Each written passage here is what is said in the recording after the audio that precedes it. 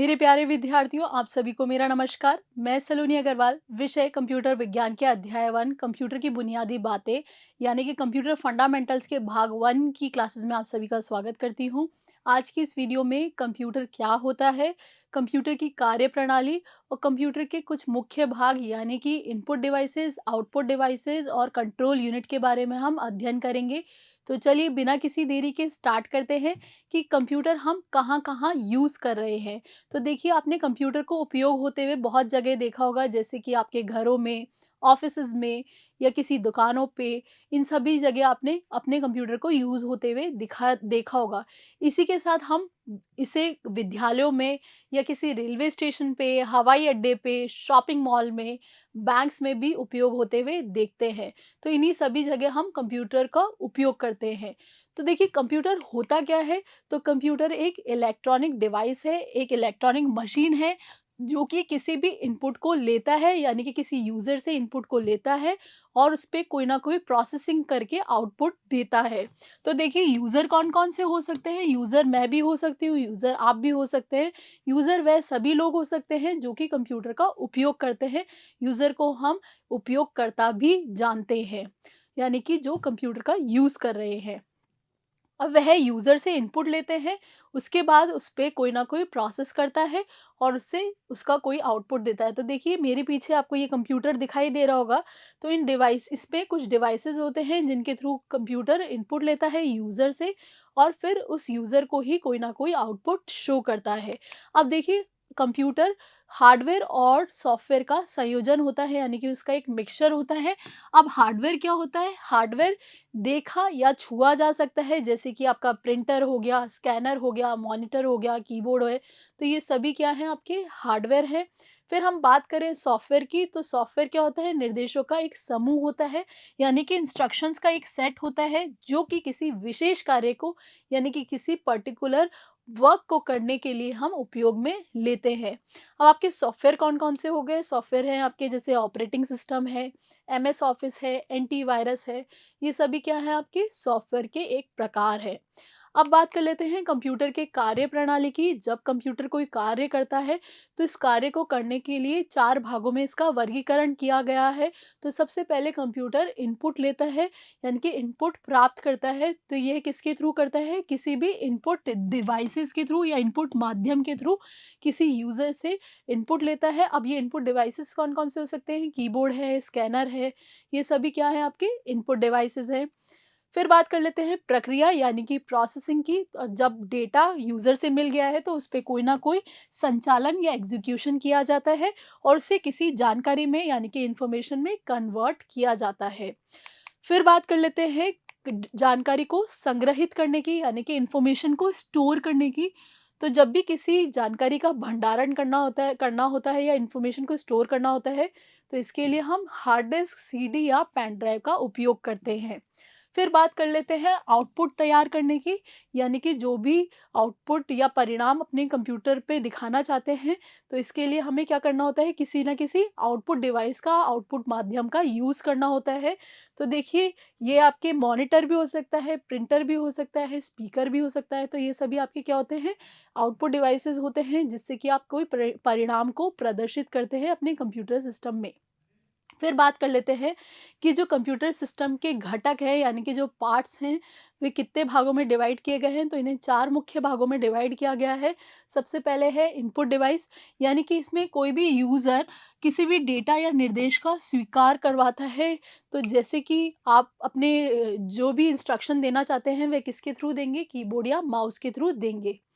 फिर बात करते हैं सेंट्रल प्रोसेसिंग यूनिट यानी कि सीपीयू की। तो सीपीयू को कंप्यूटर का मस्तिष्क भी कहते हैं, जो कि कंप्यूटर की सारी कार्यप्रणाली को कंट्रोल करता है, जैसे कि किसी इनपुट को लेना, किसी आउटपुट को शो करना, किसी इंफॉर्मेशन को स्टोर करना, ये सभी किसी के कार्य हैं? सीपीयू के कार्य हैं। इसलिए इसे हम कंप्यूटर का मस्तिष्क कहते हैं। फिर बात करते हैं कंप्यूटर की मेमोरी की, यानी कि जब भी हम किसी डेटा या निर्देश को संग्रहित या स्टोर करना चाहते हैं, तो वह किसका थ्रू करेंगे? वह मेमोरी के थ्रू करेंगे। अब मेमोरी कौन-कौन सी हो सकती है आपकी? हार्ड डिस्क हो सकती है, डीवीडी हो सकती है, सीडी हो सकती है, मेमोरी कार्ड हो सकता है। ये सभी मेमोरी के प्रकार हैं। फिर बात करते हैं आउटपुट डिवाइस की। तो जब हम आउटपुट डिवाइस की बात कर रहे हैं यानी कि कोई डिज़ायर्ड आउटपुट हमें शो करना है, तो इसके लिए हमें क्या यूज़ करना है, आउटपुट डिवाइसेस यूज़ करने हैं। अब ये आउटपुट डिवाइसेस कौन-कौन से हो सकते हैं, आपका मॉनिटर हो सकता है, प्रिंटर हो सकता है, ये सभी आपके आउटपुट डिवाइसेस होते हैं। फिर बात कर लेते हैं इनपुट डिवाइसेस की। तो सबसे पहला इनपुट डिवाइस है आपका कीबोर्ड। ये कीबोर्ड आपके किसी टाइपराइटर जैसा आपको दिखाई दे रहा होगा इस स्क्रीन पे। इसमें कुछ कुंजियाँ होती हैं यानी कि कुछ कीज़ होती है। इन कुंजियों को हमने अलग-अलग भागों में वर्गीकृत किया है। तो सबसे पहले तो हम बात कर लेते हैं ए से लेकर ज़ेड तक की, जिसे हम अल्फ़ाबेटिकल कीज़ कहते हैं। इसके थ्रू हम कोई ना कोई डेटा अपने कंप्यूटर सिस्टम में एंटर करवाते हैं। इसी के साथ हमने यहाँ पे कुछ कीज़ भी देखी है 0 से लेकर 9 तक। यह कीज़ आपकी न्यूमेरिक कीज़ होती है, जिसके थ्रू आप कोई ना कोई नंबर्स अपने कंप्यूटर सिस्टम में एंटर करवा सकते हैं। फिर हम बात कर लेते हैं यहाँ पे कुछ फंक्शन कीज़ गिवन है। इन फंक्शन कीज़ होती है F1 से लेकर F12 तक, जिसके थ्रू हम कोई ना कोई पर्टिकुलर फंक्शन ऑपरेट करवा सकते हैं इन कीज़ के थ्रू। फिर बात कर लेते हैं कुछ स्पेशल कीज़ की। तो ये सभी आपकी स्पेशल कीज़ है, जैसे कि टैब की, कैप्स लॉक की, शिफ्ट की, कंट्रोल की, ऑल्ट की, विंडोज़ की, delete and page up, page down. ये सभी आपकी क्या है, स्पेशल कीज़ है जो किसी स्पेशल वर्क को करने के लिए हम यूज़ करते हैं। अब देखिए इस कीबोर्ड का हम क्वार्टी कीबोर्ड कहेंगे, क्योंकि इसमें जो ये फर्स्ट लाइन गिवन है, इसके फर्स्ट 6 लेटर्स QWERTY है, इसलिए हम इसे क्वार्टी कीबोर्ड कहते हैं। जनरली क्वार्टी कीबोर्ड में हमें 104 कीज़ देखने को मिलती है। चलिए अब बात कर लेते हैं सेकंड इनपुट डिवाइस की, जो कि है हमारा माउस।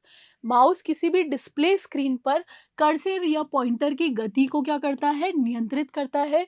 अब देखिए ये कर्सर कैसा दिखाई देता है, तो ये कर्सर किसी तीर जैसा दिखाई देता है, किसी एरो जैसा दिखाई देता है, जिसको नियंत्रित करने के लिए हम इस माउस का उपयोग करते हैं। इस माउस को चलाने के लिए हमें किसी सपाट सतह का यूज़ करना होता है, और इस पे देखिए ये 2 से 3 आपको बटन्स दिखाई देंगे, जो कि किसी कार्य को करने के लिए हम यूज़ करते हैं। फिर बात कर लेते हैं हम अपने स्कैनर की। तो स्कैनर क्या करता है, कोई भी कागज पर कोई मुद्रित पाठ या चित्र का अनुवादन करता है कंप्यूटर में, यानी कि इलेक्ट्रॉनिक फॉर्म में उसका ट्रांसलेशन करता है। तो देखिए इस स्कैनर में आपको ये फ़ोटो दिखाई दे रही होगी। तो ये फ़ोटो क्या है, आपका कोई चित्र है। इस चित्र को हम स्कैन करके कंप्यूटर सिस्टम में स्टोर कर सकते हैं, यानी कि इलेक्ट्रॉनिक फॉर्म में हम स्टोर कर सकते हैं। फिर बात कर लेते हैं ऑप्टिकल कैरेक्टर रिकॉग्निशन की, ओसीआर की। तो ओसीआर क्या करता है, किसी भी कागज पर कोई टेक्स्ट होता है या छवि होता है, उसे क्या करता है, डिजिटल फॉर्म में कन्वर्ट करता है, जिसके लिए हम ये ओसीआर यूज़ करते हैं। तो ये देखिए कुछ पेन जैसा दिखाई देता है, ये 1 बाय 1 कैरेक्टर रिकॉग्नाइज करता है और इसे इलेक्ट्रॉनिक फॉर्म में कन्वर्ट करता है। फिर बात कर लेते हैं हम अपने एमआईसीआर की, यानी कि मैग्नेटिक इंक कैरेक्टर रिकॉग्निशन की, जो कि किसी भी चुंबकीय शाही से मुद्रित अक्षरों को पहचानता है। तो जैसे कि आपके जो बैंक्स में हम चेक जमा कराते हैं, उसमें एक एमआईसीआर कोड गिवन होता है। इस एमआईसीआर कोड को पढ़ने के लिए हम क्या यूज़ करते हैं, एमआईसीआर मशीन्स का यूज़ करते हैं, जो कि चुंबकीय शाही से लिखे यानी कि मैग्नेटिक इंक से लिखे हुए लेटर्स को पहचानती है और उसे कंप्यूटर सिस्टम में सही रूप में रूपांतरित करके स्टोर करती है। फिर बात कर लेते हैं आपके ओएमआर की, यानी कि ऑप्टिकल मार्क रिकॉग्निशन की। तो जब भी किसी पेपर पे कोई निशान की उपस्थिति या अनुपस्थिति का हमें पता लगाना होता है, इसके लिए हम ओएमआर मशीन्स का यूज़ करते हैं। तो देखिए जब भी आपके क्वेश्चन पेपर्स में ऑब्जेक्टिव क्वेश्चंस आते हैं, तो उस ऑब्जेक्टिव क्वेश्चंस को रीड करने के लिए हम ओएमआर शीट का यूज़ करते हैं, यानी कि उस आंसर्स को हम किसके थ्रू लगाते हैं, ओएमआर शीट के थ्रू लगाते हैं। और ये ओएमआर शीट इस मशीन में डाल के हम कोई भी क्वेश्चंस के आंसर सही तरीके से पा सकते हैं, यानी कि कौन-सा आंसर मार्क किया गया है, इसका हम पता लगा सकते हैं इस ओएमआर शीट में, ताकि ये जल्दी से जल्दी आपको परिणाम देने के लिए यूज़ आता है। फिर बात कर लेते हैं आपके बारकोड रीडर की। तो जब भी किसी उत्पाद पे कोई विवरण होता है, यानी कि उसकी कीमत क्या है, उसकी एक्सपायरी डेट क्या है, इन सभी का अगर हमें पता लगाना है, तो इसके लिए हम क्या यूज़ करते हैं, बारकोड रीडर का हम यूज़ करते हैं। फिर बात कर लेते हैं आपके इलेक्ट्रॉनिक टैबलेट की, यानी कि डिजिटाइजिंग टैबलेट की। तो देखिए इसमें इलेक्ट्रॉनिक टैबलेट और स्टाइलस गिवन होता है, जो कि किसी भी चित्र या मानचित्र को बनाने के लिए हम यूज़ करते हैं। अब इसमें देखिए इस तरीके का पेन यूज़ करते हैं जिसे बॉल पेन की तरह आपको दिखाई दे रहा होगा। इसके यहाँ पे आपको ये इलेक्ट्रॉनिक हेड होता है जिसको टच करते ही हम कोई ना कोई अ, विशेष इमेज या विशेष टेक्स्ट अपने इलेक्ट्रॉनिक टैबलेट पे लिख सकते हैं। इस स्टाइलस को हम लाइट पेन भी कहते हैं जो कि किसी भी लाइट सेंसिटिव डिटेक्टर की तरह काम करता है। फिर बात कर लेते हैं लाइट पेन की। तो लाइट पेन क्या करता है, किसी भी डिस्प्ले स्क्रीन स्क्रीन पर वस्तुओं का चयन करने के लिए लाइट सेंसिटिव डिटेक्टर का यूज़ करता है। तो देखिए मेरे हाथ में आपको ये लाइट पेन दिखाई दे रहा होगा जो कि इस स्क्रीन पे चलाने के लिए लाइट सेंसिटिव डिटेक्टर वाली मशीन्स का यूज़ करता है। फिर बात कर लेते हैं आपके स्पीच इनपुट डिवाइस की। जब भी हमें कोई स्पीच देनी होती है या फिर कोई ध्वनि को रिकॉर्ड करना होता है, तो इसके लिए हम स्पीच इनपुट डिवाइस का यूज़ करते हैं। इसमें व्यक्ति की आवाज़ को डिजिटल रूप में परिवर्तित करके किसी सॉफ्टवेयर का उपयोग करके उसे माइक्रो कंप्यूटर में कोई आदेश देने के लिए यूज़ किया जाता है। यानी कि अगर मैं आपको कुछ बोल रही हूँ तो मेरी आवाज़ को किसी सॉफ्टवेयर में रिकॉर्ड करके चेंज कर लिया जाएगा और उसी आवाज़ को हम किसी कंप्यूटर में इंस्ट्रक्शन देने के लिए यूज़ करते हैं। इस तरीके से हम इस स्पीच इनपुट डिवाइस का यूज़ करते हैं। अब चलिए बात कर लेते हैं कंट्रोल यूनिट की, यानी कि सीपीयू की। जब हम सीपीयू की बात करते हैं, सेंट्रल प्रोसेसिंग यूनिट की बात करते हैं, तो इसे हम कंप्यूटर का मस्तिष्क कहते हैं जो कि निर्देशों के संपूर्ण संचालन का प्रक्रिया को कंट्रोल करता है, नियंत्रित करता है। जब हम सीपीयू की बात करते हैं तो इन्हें 3 भागों में बाँटा गया है। पहला तो है आपका सीयू यानी कि नियंत्रण इकाई, कंट्रोल यूनिट। फिर है आपका एएलयू, अरिथमेटिक लॉजिकल यूनिट, अंकगणितीय तर्क इकाई इसे कहते हैं। फिर थर्ड है आपका मेमोरी रजिस्टर। तो सबसे पहले हम बात कर लेते हैं कंट्रोल यूनिट की, यानी कि नियंत्रण इकाई की। तो जब भी हम कंट्रोल यूनिट की बात करते हैं, ये इकाइयों की गतिविधियों को क्रियान्वित करता है, यानी कि नियंत्रित करता है, और इसमें जो भी निर्देश हम कंप्यूटर सिस्टम को देते हैं उसे एग्जीक्यूट करता है और उसे किसी ना किसी सिग्नल में चेंज करता है, जिससे कि आपके कंप्यूटर में जो भी हार्डवेयर होते हैं वह सभी कंट्रोल होते हैं, उन सिग्नल के थ्रू ऑपरेट होते हैं। फिर बात कर लेते हैं हम अपने अंकगणितीय तर्क इकाई की, यानी कि अरिथमेटिकल लॉजिक यूनिट की, जिसमें हम कोई भी जोड़ना, घटाना, गुणा करना या भाग करने जैसा कार्य कर सकते हैं। इसी के साथ-साथ हम अपने गणितीय अंकों पे, यानी कि मैथमेटिकल नंबर्स पे कोई तार्किक कार्य भी कर सकते हैं, जैसे कि एंड और नॉट ऑपरेशन भी हम इस पे परफॉर्म कर सकते हैं। हम इसके बारे में बात करेंगे नेक्स्ट चैप्टर में डिटेल में कि कैसे हम ये तार्किक कार्य करते हैं अपने किसी भी मैथमेटिकल नंबर्स पे। फिर बात कर लेते हैं मेमोरी रजिस्टर की। तो जब भी आप मेमोरी रजिस्टर यूज़ करते हैं, यानी कि आप हाई स्पीड मेमोरी का यूज़ कर रहे होते हैं जो कि कंप्यूटर में तेज़ी से कोई भी डेटा का आदान-प्रदान करती है, यानी कि कंप्यूटर का जो प्रोसेसर होता है उसमें तेज़ी से आदान-प्रदान करने के लिए हम मेमोरी रजिस्टर का यूज़ करते हैं। फिर बात कर लेते हैं हम अपने आउटपुट डिवाइसेस की। तो जब भी हम अपने परिणामों को दिखाना चाहते हैं किसी भी उपयोगकर्ता को, तो वह उसके लिए हम क्या करते हैं, आउटपुट डिवाइसेस का यूज़ करते हैं। अब ये आउटपुट डिवाइसेस 4 भागों में बाँटे गए हैं। पहला है मॉनिटर, सेकंड है प्रिंटर, थर्ड है प्लॉटर और फोर्थ है आपका स्पीकर। तो चलिए सबसे पहले हम मॉनिटर की बात कर लेते हैं। तो मॉनिटर क्या होता है, आपकी किसी टेलीविज़न स्क्रीन जैसा दिखाई देता है जो कि किसी भी डेटा को या किसी जानकारी को प्रदर्शित करने के लिए यूज़ में लिया जाता है। मॉनिटर को हम विजुअल डिस्प्ले यूनिट के नाम से भी जानते हैं। इसे 2 भागों में बाँटा गया है। पहला है सीआरटी मॉनिटर और सेकंड है आपका टीएफटी मॉनिटर। जब हम सीआरटी मॉनिटर की बात करते हैं तो कुछ इस तरीके से ये दिखाई देता है। ये काफ़ी बड़ी मशीन हुआ करती थी। इस मशीन में हम सीआरटी यानी कि कैथोड रे ट्यूब यूज़ किया करते थे, जिसके थ्रू हम कोई भी परिणाम को इस स्क्रीन पे शो करते थे। ये जनरली बहुत ज़्यादा बिजली की खपत करते थे, यानी कि जो पावर कंज़प्शन था वो बहुत ज़्यादा था। ये आकार में बड़े और भारी हुआ करते थे। आजकल इनका प्रयोग बहुत ही कम मात्रा में किया जाता है। अब इसके जगह पे हमने टीएफटी मॉनिटर्स यूज़ करने स्टार्ट कर दिए, जिसे हम थिन फ्लैट ट्रांजिस्टर या लिक्विड क्रिस्टल डिस्प्ले के नाम से भी जानते हैं। ये आकार में छोटे और हल्के होते हैं। यह बिजली की खपत भी बहुत कम करते हैं, यानी कि जो पावर कंज़प्शन होता है वह बहुत कम होता है। आजकल हम एलईडीज़ यूज़ करते हैं, यानी कि लाइट एमिटिंग डायोड वाले मॉनिटर्स यूज़ करते हैं। तो देखिए आपको ये स्क्रीन दिखाई दे रही होगी, इसकी स्क्रीन बहुत ही स्लीक होती है, बहुत ही पतली होती है, जो कि ईज़िली हम एक जगह से दूसरी जगह पे उठा के इसे रख सकते हैं। फिर बात कर लेते हैं आपके प्रिंटर की। ये जो प्रिंटर होता है किसी भी कागज़ पर किसी भी पाठ या चित्र को आउटपुट देता है, इन्हें हम हार्ड कॉपी भी कहते हैं। और इस प्रिंटर को हमने 4 भागों में बाँटा है उनकी गति या आकार के हिसाब से। तो देखिए कौन-कौन से हैं। सबसे पहला है आपका डॉट मैट्रिक्स प्रिंटर, फिर है आपका इंकजेट प्रिंटर, फिर आपका लेज़र प्रिंटर और फिर है आपका थर्मल प्रिंटर। तो चलिए इन चारों के बारे में भी बात कर लेते हैं। तो सबसे पहला है आपका डॉट मैट्रिक्स प्रिंटर। इसे हम इंपैक्ट प्रिंटर भी कहते हैं, जो कि एक समय में केवल एक ही अक्षर को प्रिंट करता है।